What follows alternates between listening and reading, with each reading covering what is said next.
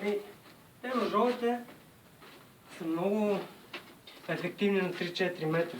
И рано човек, като ти излезе с пистолет и успееш да метнеш нож, нали, може би ще бъдеш в по-добра позиция после на съда. Нали.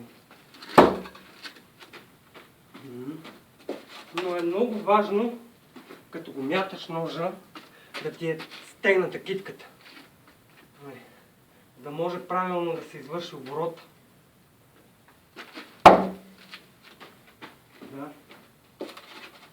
Е хубаво да поддържаш ножа да ти е идеално остър. Нали. Да може дори, ако не влезе в човека, да му напусне кръв. Много е важно. Сега да метна още 3-4. Дай само такова. Да поупражнявам метането с този нож.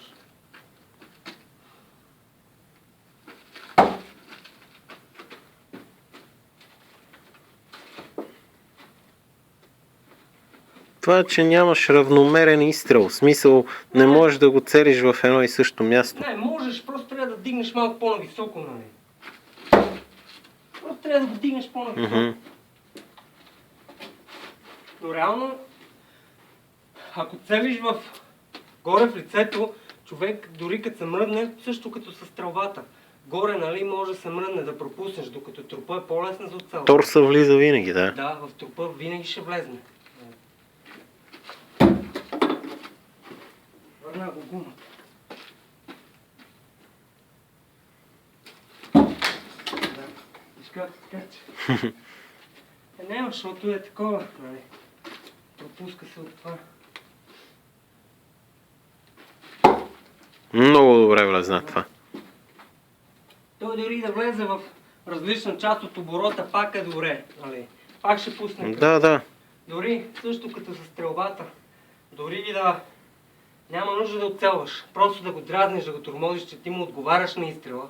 Или нож да хвърлиш, пак е опасно. Нали.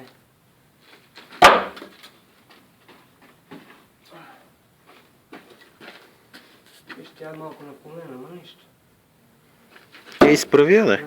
Ема, той и така си влиза. Той е оборота, няма никакво значение. Като е остър ножа, няма никакво значение. Това ти е. Реално това ти е една престрелка на 3 метра. Това става с пистолет и това е. Нали. Ако имаш хубаво владение на нож, може би ще можеш да се оправиш.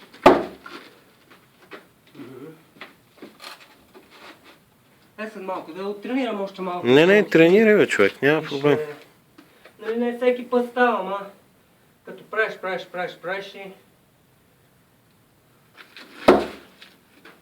почва да се получава. Реално, ако имаш два ножа, може да сипаш някой човек, да ги метнеш един след друг.